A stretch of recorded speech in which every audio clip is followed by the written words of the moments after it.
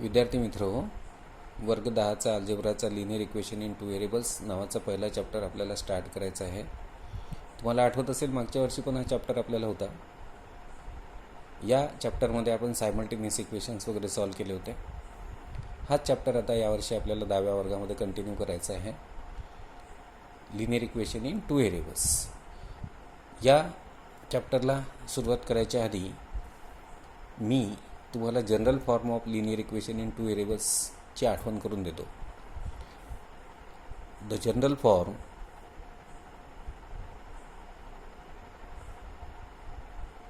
Of linear equation in two variables. आता हे variables आपण घेतो आहे इथे X and Y in two variables x and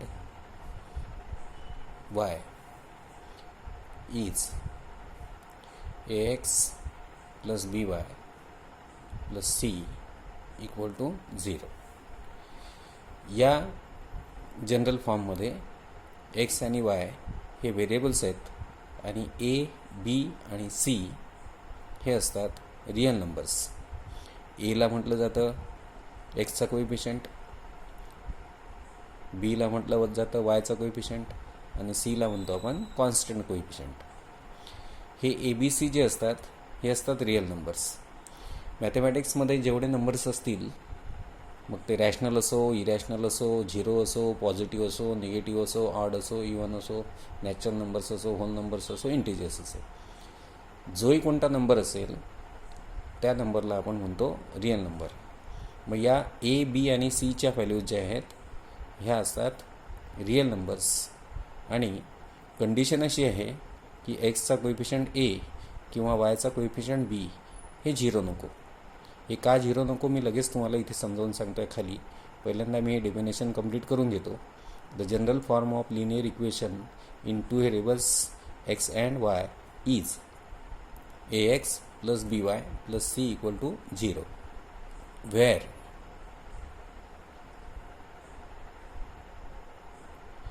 A, B and C are real numbers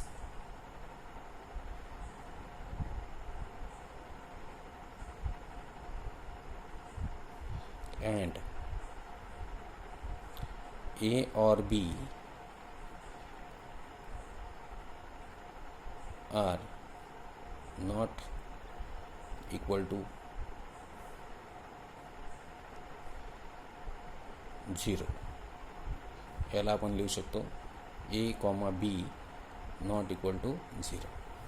A और B are not equal to 0 याचा अर्थ घ्यायचा आहे A 0 चालणार नाही किंवा B 0 चालणार नाही किंवा एकाच वेळी A आणि B हे दोन्हीही 0 चालणार नाहीत.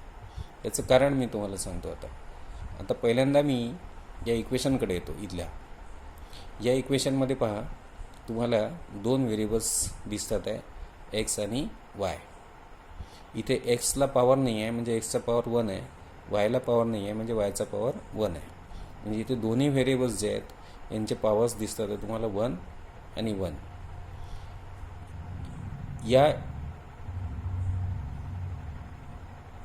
याला इक्वेशन का म्हणायचं आणि याला दोन साईड्स आहेत. ही एल एच एस आहे आणि ही आर एच एस आहे आणि ह्या दोन साईड इक्वल आहेत म्हणून हे झालं इक्वेशन. याच्यामध्ये एक्स आणि वाय असे दोन व्हेरिएबल्स आहेत म्हणून याला म्हणायचं आहे आपण इक्वेशन इन टू व्हेरिएबल्स. आणि व्हेरिएबलचे पॉवर्स जे तुम्हाला दिसतात इथे highest power of the variables. इथे एक्सचा पॉवर 1 आहे, इथे वायचा पॉवर 1 आहे. म्हणजे आणि दुसरीकडे कुठे तुम्हाला एक्स वाय दिसत नाही आहे म्हणजे एक्सचा हायेस्ट पॉवर 1 आहे, वायचा हायेस्ट पॉवर 1 आहे. जेव्हा व्हेरिएबलचे पॉवर्स 1 असतात तेव्हा ते फर्स्ट डिग्री इक्वेशन असते ज्याला म्हणतो आपण लिनियर इक्वेशन. म्हणजे हे झालं linear equation in two variables. आता याच्यामध्ये ए, बी आणि सी हे रियल नंबर असतात. सी 0 चालतो पण ए आणि बी 0 चालणार नाही. याचं कारण काय आहे? समजा मी एक्सचा कोइफिशियंट ए 0 घेतला तर हे इक्वेशन होईल झिरो इंटू एक्स, हा ए एक्स म्हणजे असतो ए इंटू एक्स. जर मी एक्सचा कोएफिशियंट ए झिरो घेतला तर हे इक्वेशन होईल झिरो इंटू एक्स. आता झिरो इंटू एक्स म्हणजे काय होईल, झिरो होईल. मग ही टर्म जी आहे एक्सची ही निघून जाईल आणि आपलं इक्वेशन म्हणजे if A equal to zero then equation will become equation होईल by plus C equal to zero. आता बघा आपण एक्सचा कोएफिशियंट ए झिरो घेतला तर मग झिरो इंटू एक्स म्हणजे झिरो झाला, ही एक्सची टर्म निघून गेली, इक्वेशन झालं by plus C equal to zero. आता याच्यामध्ये हे इक्वेशन आहे, हे एल एच एस आहे आणि ही आर एच एस आहे. एल एच एस आणि आर एच एस इक्वल आहेत. L H S R H S equal आहे म्हणजे इक्वेशन झालं. पण ह्या इक्वेशनमध्ये फक्त एकच व्हेरिएबल तुम्हाला दिसतो आहे वाय, आणि याचं वायचा कोएफिशियंट 1 आहे. वायचा कोएफिशियंट 1 आहे म्हणजे हे लिनियर इक्वेशन झालं. पण हे झालं लिनियर इक्वेशन इन 1 व्हेरिएबल. हे लिनियर इक्वेशन इन 2 व्हेरिएबल नाही राहिलं, हे झालं लिनियर इक्वेशन इन 1 व्हेरिएबल. म्हणजे एक्सचा कोएफिशियंट जर समजा ए झिरो असेल तर हे लिनियर इक्वेशन इन 2 व्हेरिएबल राहणार नाही, ही बनेल लिनियर इक्वेशन इन 1 व्हेरिएबल. तसंच वायचा कोएफिशियंट बी जर आपण झिरो घेतला तर ही टर्म जी आहे ही होईल मधली झिरो इंटू वाय.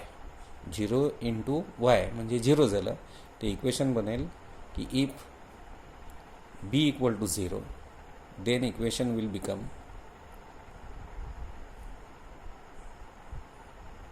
हे इक्वेशन बनेल a x plus C equal to zero. परत दोन साईड आहेत इक्वल आहे म्हणजे इक्वेशन झालं. इक्वेशनमध्ये व्हेरिएबल आहे एक्स, फक्त एकच आहे म्हणजे झालं इक्वेशन इन 1 व्हेरिएबल, आणि याचा एक्सचा पॉवर आहे 1 म्हणजे हे झालं लिनियर इक्वेशन इन 1 व्हेरिएबल. परत हे लिनियर इक्वेशन इन 2 व्हेरिएबल राहणार नाही, हे झालं लिनियर इक्वेशन इन 1 व्हेरिएबल. या इक्वेशनला आपण लिनियर इक्वेशन इन 2 व्हेरिएबलमध्ये कन्वर्ट करू शकतो. पण हे जे दिसतं आहे आपल्याला, जर आपण वायचा कोएफिशियंट झिरो घेतला तर बीची टर्म निघून जाईल, हे लिनियर इक्वेशन इन 1 व्हेरिएबल बनेल. जर आपण ए आणि बी दोन्ही झिरो घेतले तर एक्सची टर्म निघून जाईल, वायची टर्म निघून जाईल आणि हे इक्वेशन बनेल सी इक्वल टू झिरो. म्हणजे याच्यामध्ये एक्सही राहणार नाही, वाय राहणार नाही. म्हणून या इक्वेशनमध्ये एक्सचा कोएफिशियंट किंवा वायचा कोएफिशियंट हे झिरो नको असतात. आता आपण पुढे सरकू. आता आपण थेट लिनियर इक्वेशन इन 2 व्हेरिएबल्स कसं ओळखायचं त्याच्याकडे येऊ. एक इक्वेशन समजा मी तुम्हाला दिलं, हे इक्वेशन आहे 3x plus 2y plus 7 equal to 0. नीट पहा, हे इक्वेशन आणि हे इक्वेशन तुम्हाला सारखं यांच्यात साम्य दिसेल. इथे पहिली टर्म आहे 3x, या टर्मचं साधर्म्य आहे या ए एक्स सोबत. इथे दुसरी टर्म आहे 2y, याचं साधर्म्य आहे या बी वाय सोबत सारखेपणा. इथे कॉन्स्टंट आहे 7, सीच्या जागी तुम्हाला इथे 7 दिसतो आहे. या इक्वेशनला जर आपण या इक्वेशनशी कम्पेअर केलं तर आपल्याला एक्सचा कोएफिशियंट म्हणजे हा ए आहे, हा वायचा कोएफिशियंट म्हणजे हा बी झाला, आणि हा कॉन्स्टंट कोएफिशियंट म्हणजे हा झाला सी. तर इथे आपली कंडिशन सांगते लिनियर इक्वेशन इन 2 व्हेरिएबल्सची, की एखाद्या इक्वेशनला लिनियर इक्वेशन इन 2 व्हेरिएबल्स केव्हा म्हणायचं. एक्सचा कोएफिशियंट, वायचा कोएफिशियंट आणि कॉन्स्टंट कोएफिशियंट हे तिन्ही रिअल नंबर्स असले पाहिजे. आता बा एक्सचा कोएफिशियंट 3 आहे, नंबर आहे म्हणजे रिअल नंबर आहे, मग तो कोणताही नंबर असो, रॅशनल असो, इरॅशनल असो, पॉझिटिव्ह असो, निगेटिव्ह असो. वायचा कोएफिशियंट 2 आहे आणि कॉन्स्टंट कोएफिशियंट 7 आहे. हे तिन्ही जे आहेत ए 3 बी 2 आणि सी A3 B2 आणि C7 हे तिन्हीच्या तिन्ही आहेत रिअल नंबर्स. आणि पुढची कंडिशन आहे की ए झिरो नको. इथे A3 आहे म्हणजे झिरो नाही आहे, बी झिरो नको, इथे B2 आहे म्हणजे झिरो नाही आहे, आणि दुसरी गोष्ट, एक्सचा जो कोइफिशियंट आहे तो 1 असलं पाहिजे, वायचा सुद्धा कोइफिशियंट 1 असलं पाहिजे. म्हणजे हे जे इक्वेशन आहे हे आपल्या लिनियर इक्वेशन इन 2 व्हेरिएबल्सच्या कंडिशन सॅटिस्फाय करते. ए, बी आणि सी रिअल नंबर्स आहेत. ए 0 नाही आहे, बी 0 नाही आहे आणि एक्सचा पॉवर 1 आहे, वायचा पॉवर 1 आहे. म्हणजे हे झालं लिनियर इक्वेशन इन 2 व्हेरिएबल्स. याला आपण असं पण लिहू शकतो. दुसरा मी तुम्हाला उदाहरण देतो. 5x plus √7y equal to 1/2. आता इथे या इक्वेशनला मी जनरल फॉर्ममध्ये आणलं. 5x प्लस √7y मायनस या 1/2ला मी इकडे घेतो इक्वल टू 0.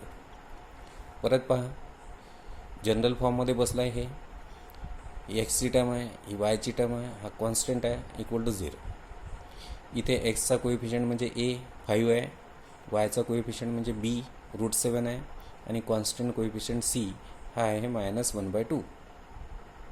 आता इथे एक्सचा कोइफिशियंट 5 हा नॉट इक्वल टू 0 आहे, वायचा कोइफिशियंट √7 हा सुद्धा नॉट इक्वल टू 0 आहे आणि एक्सचा पॉवर 1 आहे, वायचा पॉवरसुद्धा 1 आहे. म्हणजे हे झालं linear equation in 2 variables x and y. आता हे इक्वेशन आहे 5x² plus y minus 7 equal to 0. ह्या इक्वेशनमध्ये ही जी टर्म आहे इथे एक्सचा पॉवर जो दिसतोय तो 2 आहे. एक्सचा पॉवर 2 नको आपल्याला, एक्सचा पॉवर 1 पाहिजे. म्हणजे फर्स्ट साईडमध्येच आपल्या लक्षात येईल. आपली कंडिशन अशी असते की जे व्हेरिएबल्स असतील इक्वेशनमध्ये त्यांचे पॉवर 1 असले पाहिजे. आपल्याला हे पाहिल्याबरोबर लक्षात येते की ते एक्सचा जो पॉवर आहे हा 2 आहे, 1 नाही आहे. म्हणजे हे लिनियर इक्वेशन नाही आहे. 2 व्हेरिएबल्स आहेत त्याच्यामध्ये एक्स आणि वाय, पण हे इक्वेशन लिनियर नाही आहे. मी तुम्हाला आता पुस्तकामध्ये आपल्या पेज नंबर 1 वरती काही इक्वेशन्स दिलेले आहेत ते दाखवतो.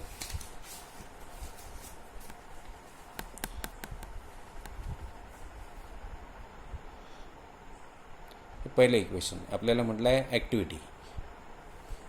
Complete the following table. Number 1 equation 4m + 3n = 12. Question आहे इथे, is the equation a linear equation in 2 variables? Is the equation a linear equation in 2 variables? Yes or not?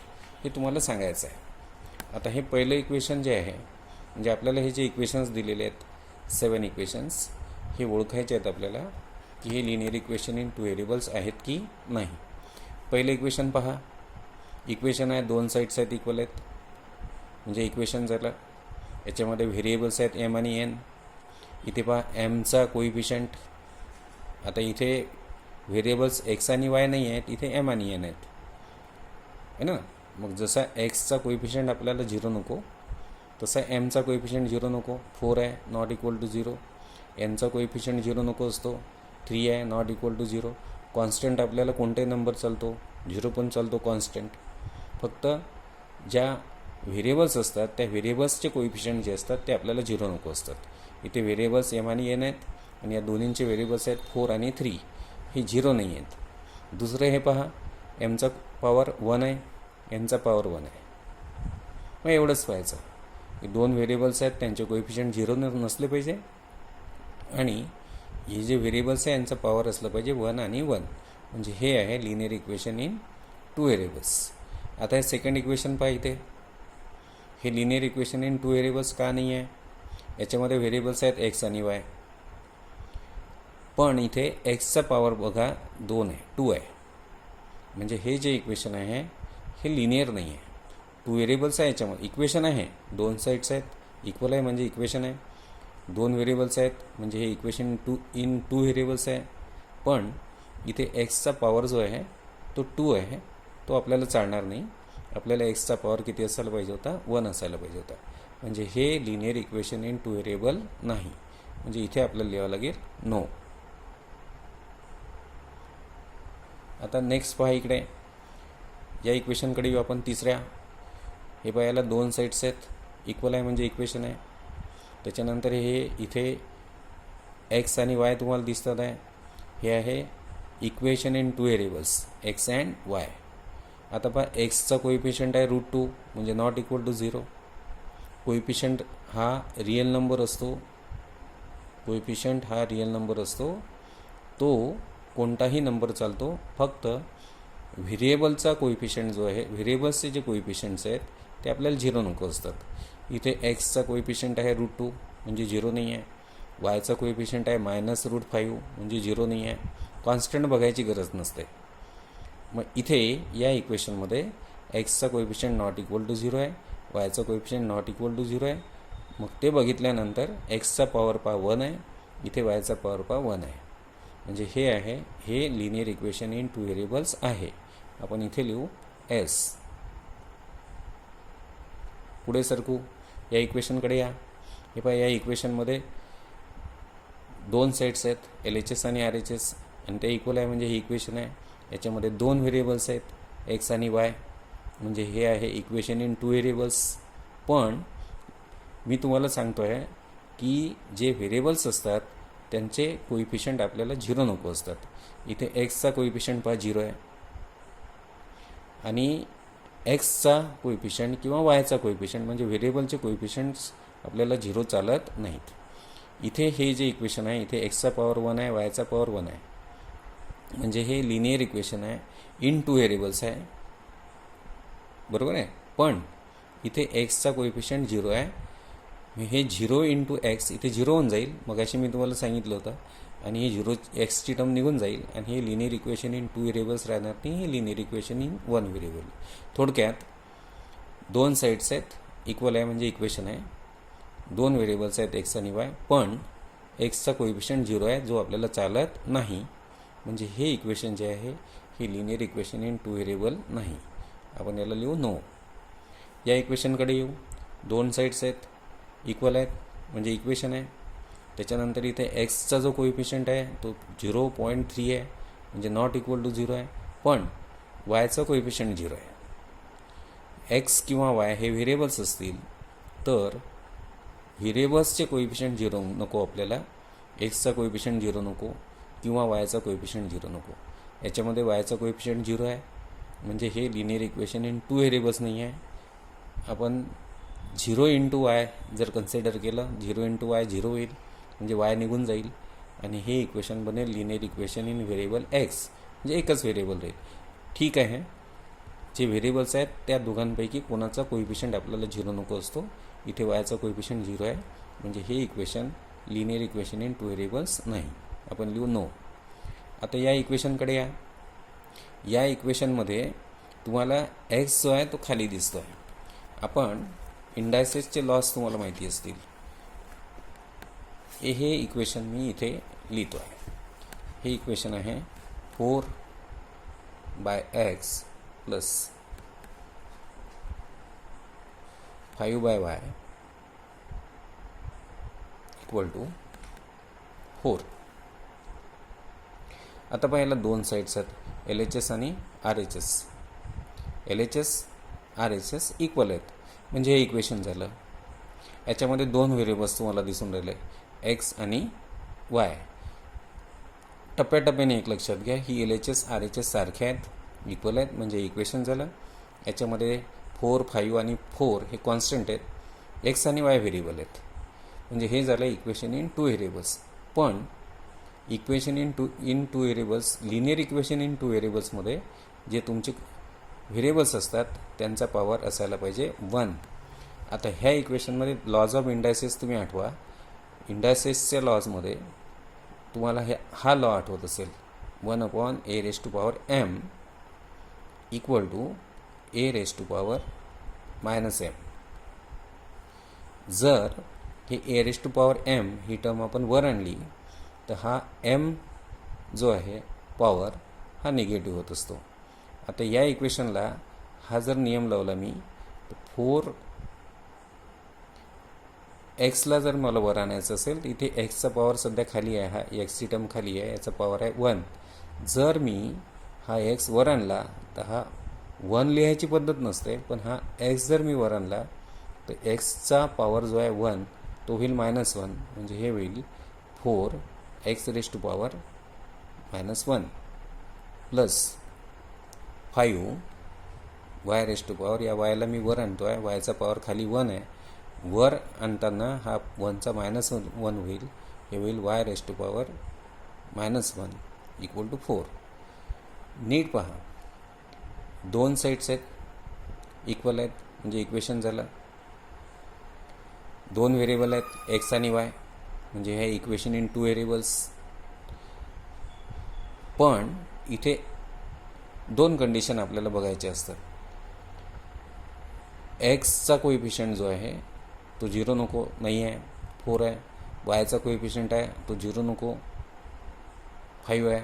पण इथे एक्सचा पॉवर जो आहे तो -1 आहे, तो आपल्याला चालणार नाही. वायचा पॉवर जो आहे -1 आहे, आपल्याला चालणार नाही. म्हणजे इथे हे पॉवर्स जे आहेत हे मायनस असल्यामुळे हे लिनियर इक्वेशन इन 2 व्हेरिएबल्स नाही. याला आपण लिहू नो. आता हे लास्ट इक्वेशन पहा, हे सुद्धा वेगळ्या टाईपचं इक्वेशन आहे. 4xy - 5y - 8 = 0. पुन्हा हे इक्वेशन मी तुमचं वहीवर घेतो.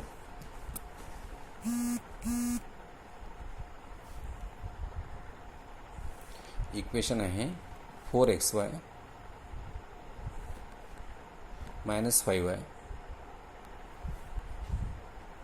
8 = 0. दोन साईड्स आहेत, इक्वल आहेत, म्हणजे इक्वेशन झालं. एक्स आणि वाय दोन व्हेरिएबल तुम्हाला दिसून राहिले, म्हणजे झालं इक्वेशन इन 2 व्हेरिएबल्स. पण इथे मागच्या वर्षी आपण एक पॉलिनॉमियल नावाचा चॅप्टर शिकलो होतो, डिग्री ऑफ पॉलिनॉमियल. हे बघा, हा या इक्वेशनमध्ये हा पॉलिनॉमियल आहे. डिग्री ऑफ पॉलिनॉमियल ही एक टर्म आहे. आता याच्यामध्ये पहा, या टर्ममध्ये तुम्हाला x × y दिसते आहे. x × y एकाच टर्ममध्ये x आणि y असतील तर याची डिग्री ठरवताना या एक्सचा पॉवर 1 आहे आणि या वायचा पॉवर 1 आहे. मग एक्सचा पॉवर 1 आणि वायचा पॉवर 1 या दोघांची सम आपण घेत असतो, म्हणजे 1 + 1 हे झालं 2. म्हणजे इथे हे जे इक्वेशन आहे हे फर्स्ट डिग्री इक्वेशन नाही आहे. जर इथे नुसता 4x असतं, -5y असतं, -8 असतं, = 0, मी बघितलं असतं हे इक्वेशन आहे. इक्वेशनमध्ये एक्स आणि वाय हे व्हेरिएबल्स आहेत. इक्वेशन इन 2 व्हेरिएबल्स झालं. इथे एक्सचा कोएफिशियंट